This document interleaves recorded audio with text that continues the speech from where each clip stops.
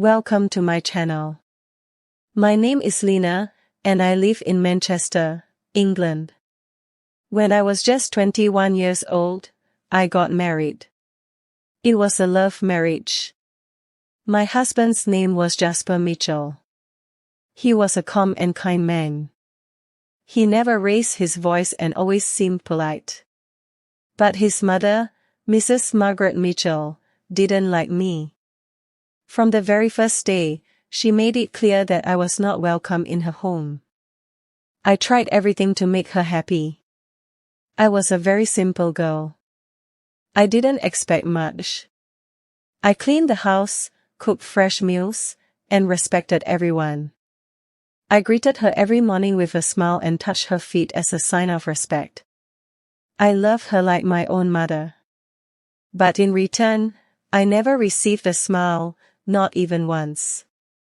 Her eyes were cold like winter, and her words were always sharp like glass.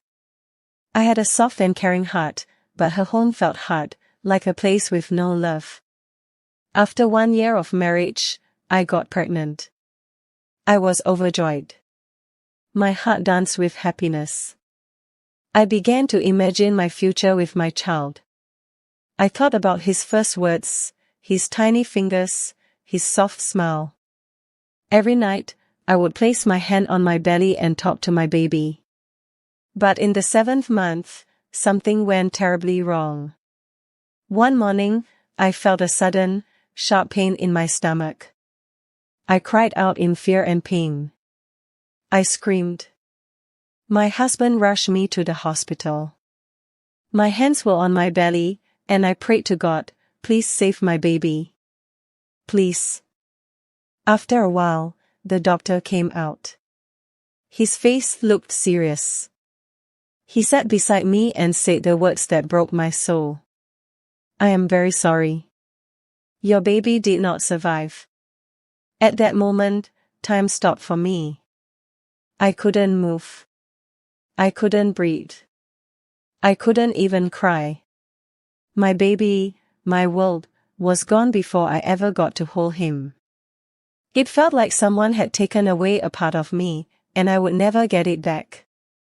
After that day, I was not the same. I became weak. My body hurt, but my heart hurt more. I stayed inside my room. I didn't talk. I didn't eat properly. I just cried quietly. My mother-in-law stood outside my door and said loudly, "She's unlucky. She brought death into this house." Her words were like knives. I wanted someone to hold me and tell me it wasn't my fault, but I received only hate. My husband Jasper slowly became distant. He no longer asked how I felt. He stopped comforting me. When I cried, he turned away.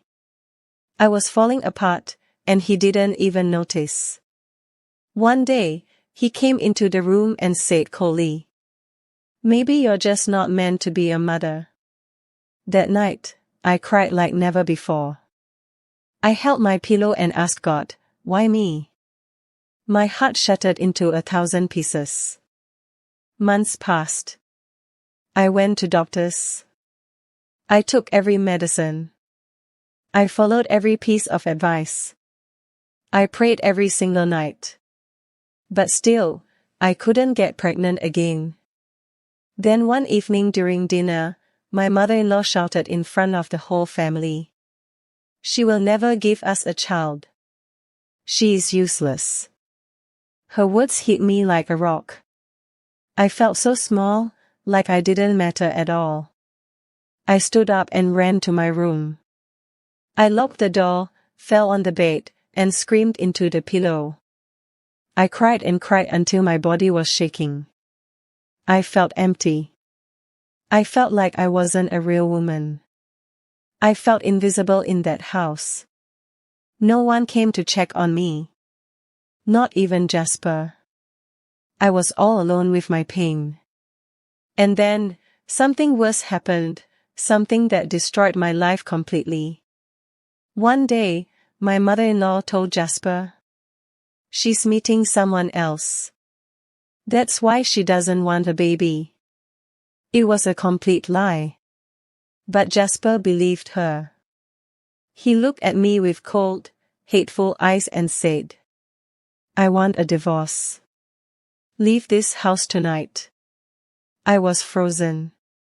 My voice was gone. My heart stopped beating for a second. I slowly packed my things. My hands were shaking. I looked at the walls where I had once dreamed of building a family. And then, I walked out of that house alone, like trash thrown away. I had nowhere to go, no family to help, no one to call. I rented a small room on a quiet street. To survive, I started working at a small gift shop. I wrapped presents for people who had happiness in their lives, while my heart was still in pieces. The world felt cold. I felt like a ghost walking through each day. Then one afternoon, a man walked into the shop. His name was Daniel Walker. He asked for a birthday card and smiled. But when he saw my face, his smile faded. He noticed my red eyes. He gently asked, "Are you okay?" I tried to speak, but my tears came first. I shook my head. He didn't ask more. He just gave me a kind look and left. But the next day, he came again. And the day after that, too. He didn't ask too many questions. He just sat, talked, and listened. His voice became peace to my broken soul. For the first time in a long time, I felt seen. I felt human again. Daniel was not like others. He never judged me. He never told me to move on. He just sat beside me quietly. Sometimes we spoke. Sometimes we just sat in silence. And that silence felt warm. After a year of friendship, Daniel held my hand and said, "I want to build a future with you. Will you marry me?" I cried happy tears and said, "Yes." It was not just a yes to marriage, it was a yes to life, a yes to hope. 2 months after our wedding, I felt something soft, something new, inside me. I went to the doctor. This time, when I came out, I was crying again, but these were tears of joy. I was pregnant. This time, Daniel held my hand every step of the way. Every doctor's visit, every pain, every fear, he was there. 9 months later, I gave birth to a healthy baby boy. The first cry I heard was the most beautiful sound of my life. The nurse placed him in my arms. I looked into his eyes and whispered, "You are my miracle." We named him Oliver Walker. Years passed. Oliver grew fast. He was kind, smart, and loving, just like Daniel. One day, his school called me for a meeting. I held Oliver's hand and walked into the principal's office. I froze. Sitting behind the desk was Jasper, my ex-husband. He looked at me, then at Oliver. His eyes were full of shock and regret. He stood up slowly and said, "Emily." I nodded. He looked at Oliver again and asked, "Is he your son?" I pulled Oliver close and said, "Yes. He is my son." Jasper said nothing. But I saw his eyes fill with tears. Maybe he remembered everything. Maybe he finally understood what he had lost. But I was no longer that broken girl. I had peace. I had my life. And Oliver smiled and said, "Nice to meet you, sir." Jasper's hands shook. The past was standing in front of him, but the present had already won. Now, I live in Bristol.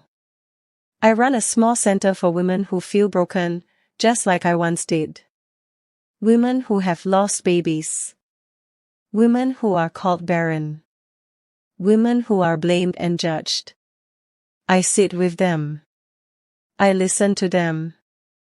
I hold their hands and say, "You are not broken. You are not unlucky. You are strong. God has a plan for you." Sometimes, pain comes before joy. People once called me cursed. They say I was useless. But today, I am a mother. I am a healer. I am a woman of strength. Did this story touch your heart? Your thoughts and feelings truly matter to me. Please leave a comment below. I read every word. If you or someone you know has been through something similar, share this story with them. Don't forget to like, subscribe, and turn on the notification bell so you never miss a story that speaks to the soul. Remember, you are not alone.